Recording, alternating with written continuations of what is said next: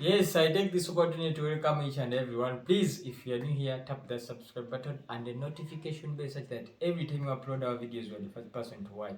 I have been asked a lot of questions that Kimdi tell us how we can do zero grazing, which steps do we need to take, what are the requirements that are needed. Everything I have brought it in this video. Please hit that subscribe button and the notification bell. Watch the whole video. Thank you very much.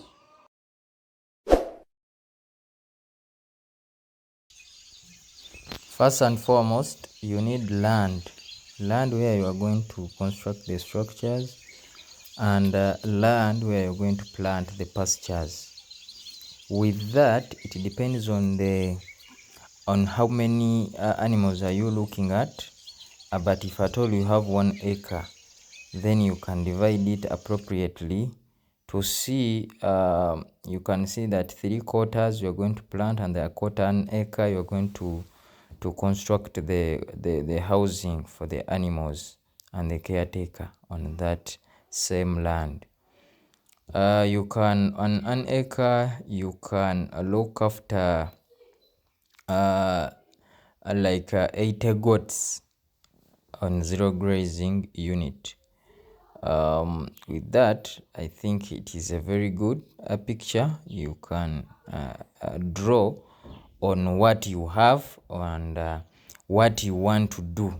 Remember, zero grazing, the animals stay in the structure, or you can provide the exercising ground for them, but they stay in one place, and you bring every requirements, every food that they need, and they feed from there.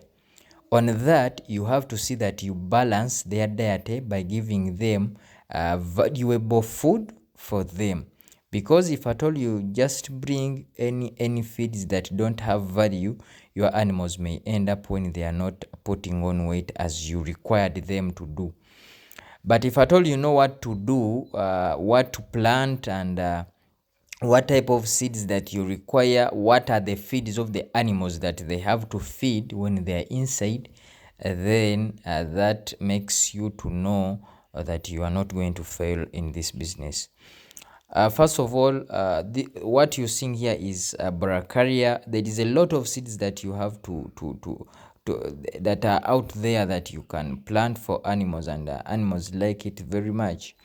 We have Chloris Guyana, we have Super Napier, we have the Bracharia morata. You have seen it. We have the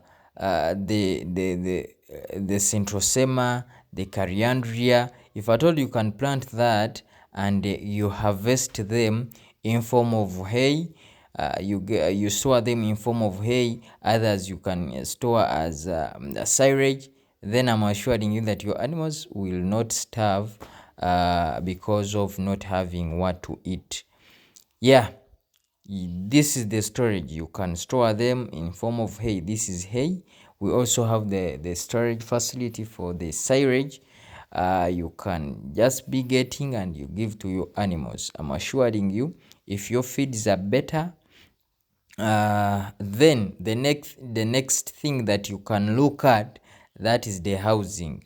The housing, many people are fearing to do zero grazing because they think that it is labor intensive, but that one comes about when you don't have good facilities that can ease management. If at all you put up a structure that is going to ease management at your farm, that means that you are going to employ few people to work on your farm. The housing encompasses a lot. You can talk of the structure for the animals, you can talk of the storage facility, you can talk of the caretakers' rooms. All of those are needed at that farm. And when we go to the structure for the animals, you need the exercising ground, as you're seeing it here very well. You need to put the enough feeders for the animals if at all they are they are feeding from outside, they have to be with enough to prevent fighting, and some animals may not eat because of others are beating them. So you have to see that you also ensure that you put that in place. Another thing, you have to put all the facilities that are needed. You have to put the partitions for the animals, different animals categories. You have to put the spraying yard for the animals, the feeding troughs, to see that really when it comes to management, they will be managed very, very easily, and the labor might decrease because of that. Now, this is the structure you can see. It is well partitioned, and the caretaker knows where to go, where these are supposed to be, what is supposed to be done. If at all is going to give out the feeds, then he knows where to put the to put the feeds from. Just passes in the corridor, going feeding the feeders. You understand? But if at all the structure is not looking, it is not planned very well, I'm assuring you that you are going to need a lot of people to work on your farm. Eventually, you can see that you are spending a lot of money on the labor. But if at all you plan it very well, and you come to us and we plan it for you, then that is it is going to be very nice. The next thing you have to do is to select the animals that you have to feed, to put on your farm. Remember, you are putting a lot of money to do the planting, to do the structure. Then you have to also bring something that is going to give you a lot of money, and that is the breeds.